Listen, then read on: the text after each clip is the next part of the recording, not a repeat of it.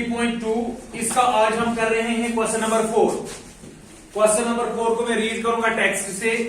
Question number 4 कहता है which of the following pairs of linear equations are consistent और inconsistent. कल वाला सवाल है लेकिन कल वाले सवाल से एक डिफरेंस है।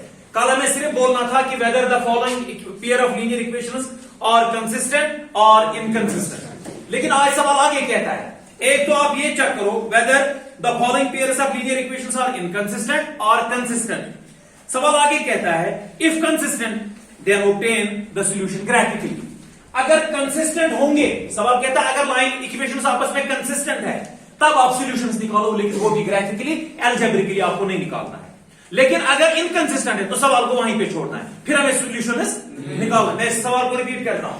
सवाल कहता है check whether the following pair of linear equations are consistent और inconsistent. If consistent then find the solution is graphically, तब इनके सॉल्यूशन निकालो। लेकिन अगर कंसिस्टेंट है, मैंने आपको बोला अगर दो इक्वेशंस का कोई कॉमन सॉल्यूशन है then the equations are said to be consistent. अगर इनका कोई भी कॉमन सॉल्यूशन नहीं है तब हम इनको कहते हैं इनकंसिस्टेंट। अलग अलग सॉल्यूशन इनका निकलेगा लेकिन कॉमन सॉल्यूशन फिर दो इक्वेशंस का कोई भी नहीं होगा। उन दो इक्वेशंस को हम कहते हैं inconsistent equations. Is it clear? तो कब होते हैं लाइन इक्वेशंस कब कंसिस्टेंट होते हैं? अगर इनका कोई सॉल्यूशन है तो सॉल्यूशन कब होता है? जब लाइंस होते हैं इंटरसेक्टिंग, तो एक यूनिक सॉल्यूशन होता है फिर दो इक्वेशंस का। और अगर लाइन्स होंगे कोइंसिडेंट, लाइन पे लाइन आ रही है तब भी इक्वेशंस होते हैं कंसिस्टेंट। क्यों? सॉल्यूशंस होते हैं इनफिनाइटली मेनी। अगर लाइन्स आ रहे पैरेलल तब कोई भी सॉल्यूशन नहीं है और इक्वेशंस होंगे आपस में इनकंसिस्टेंट। क्लियर होगा? तो हम करेंगे काम। यहां पे मुझे first part x plus y is equal to 5, this is my equation 1, और मेरी सेकंड इक्वेशन है 2x plus 2y is equal to 10। मैं करूंगा काम, मैं इनके कोएफिशिएंट्स को निकालूंगा, फिर उनको कंपेयर करूंगा, फिर देखूंगा इन इक्वेशंस के जो लाइंस है वो क्या आ रहे हैं, इंटरसेक्टिंग है, पैरेलल है या वो कोइंसिडेंट है। तो फिर अगर फिर इक्वेशन मुझे कंसिस्टेंट निकली तो फिर मैं इनका सॉल्यूशन भी निकालूंगा। चलिए स्टार्ट करते हैं। पहले मैं करूंगा कल की तरह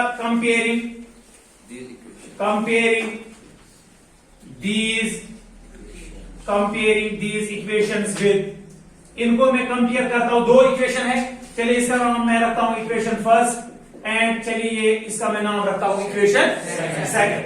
तो मैं इनको कंपेयर करता हूं दो इक्वेशंस के साथ। एक है a1x plus b1y plus c1 is equal to 0।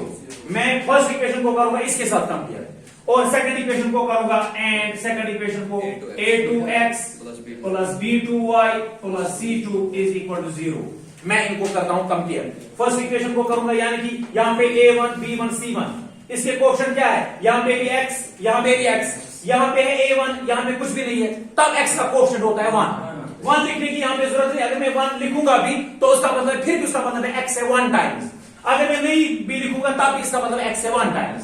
जिसका कोएफिशिएंट कुछ भी नहीं होता उसका कोएफिशिएंट होता है 1। तो इसका मतलब है मैं लिखूंगा a1 is equal to 1 comma b1 वो है y का कोएफिशिएंट भी कुछ नहीं है तो इसका मतलब यहां पे भी 1 है एंड c1 मेरा जो है दैट इज 5।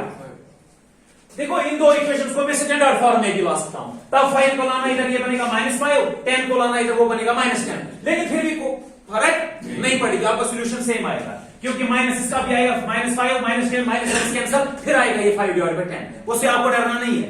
आपको किसी सामने दिखाया होगा, पहले इसको स्टैंडर्ड फॉर्म में किया होगा, फिर आपका यानी कि c वाली टर्म निकलेगी, c1 निकलेगा आपका -5 और c2 निकलेगा आपको -10, फिर माइनस न्यूमरेटर का भी वो कट हो जाएगा, फिर से आएगा 5/10, उसमें कोई इशू नहीं है। तो हमने निकाला a1 b1 c1, अब निकालेंगे a2।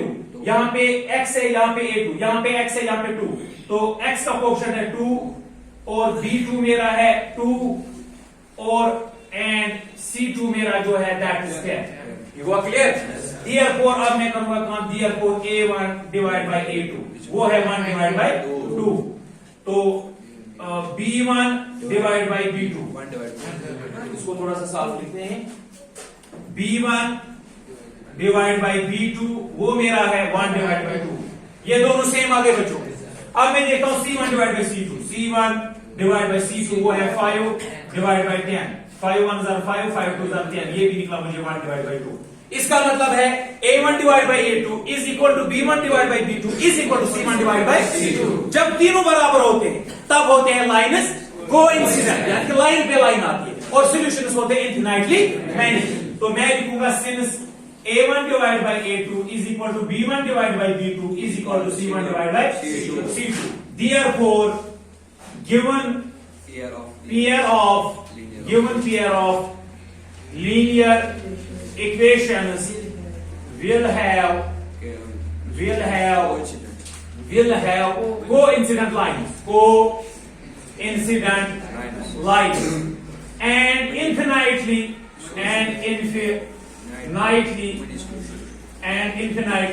many solutions होंगे ना। solutions कितने होंगे? इन दो इक्वेशंस के हजारों सॉल्यूशन होंगे, क्योंकि हर जगह लाइन आपस में मिल रही है। अच्छा, therefore equations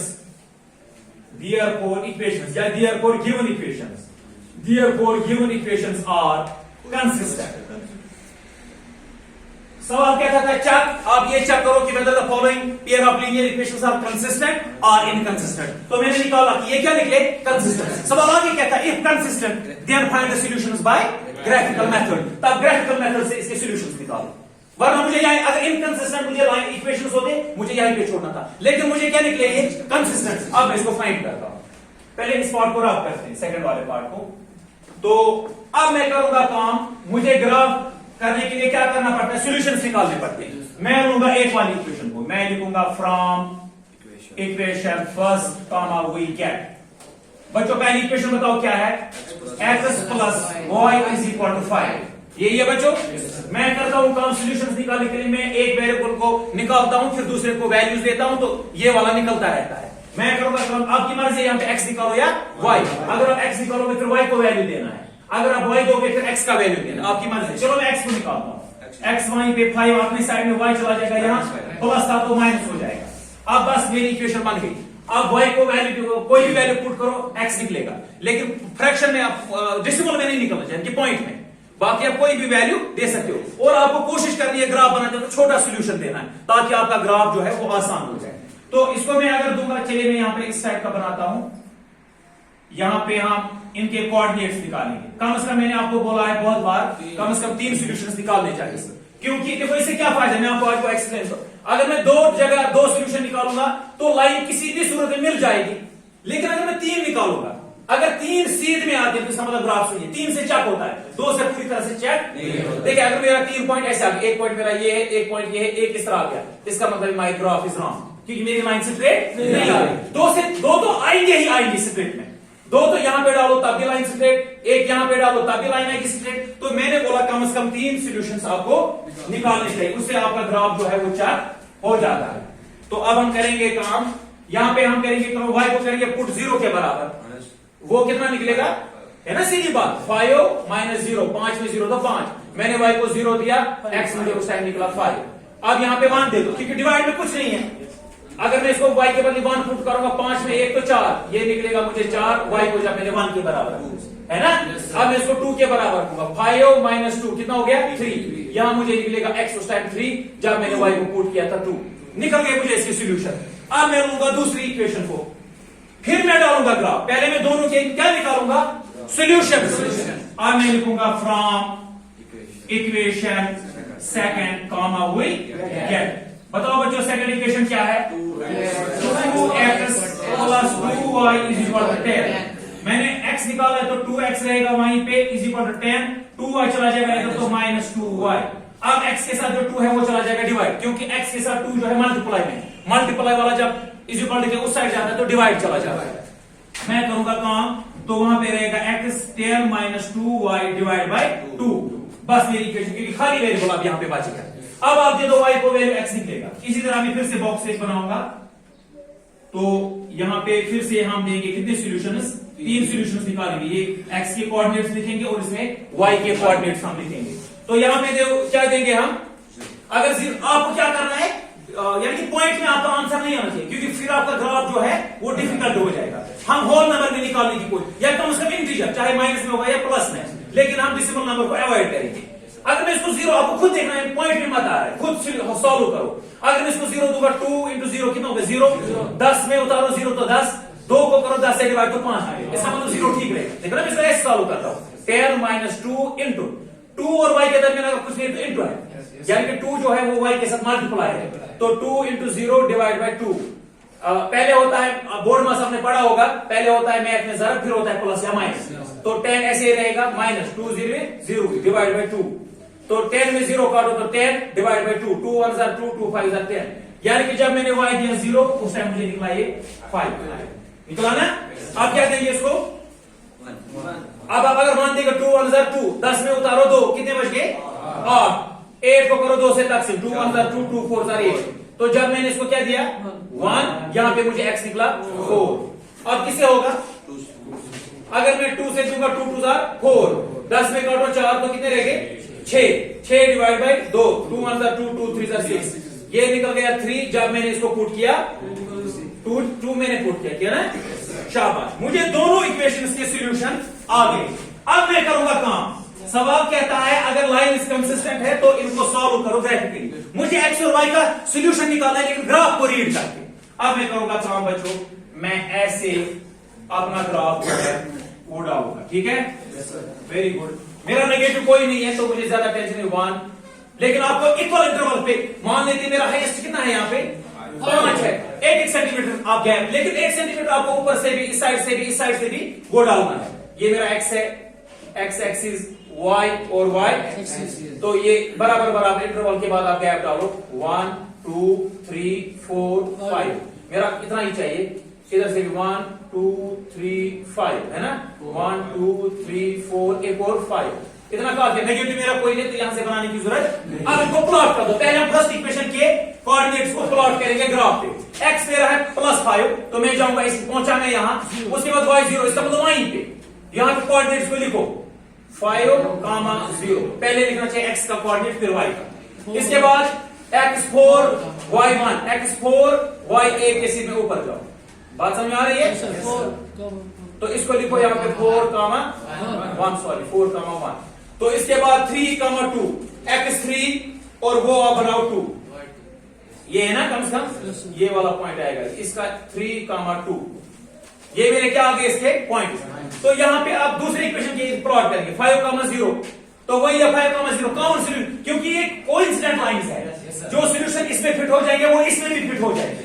हालांकि आप इसके एक सोल्यूशन निकालो, इसके दूसरे भी निकाल सकते हो, लेकिन अब हमने वही सोल्यूशन इसमें भी निकाले वही, तो इसके सारे पॉइंट 4 और 1 मैंने पहले किया 4 × 1, 3 और 2, इसका मतलब है जो इस इक्वेशन के सोल्यूशन है वो इसके भी सोल्यूशन है, तो इसका मतलब है मैं इन लाइंस को करूंगा ज्वाइन।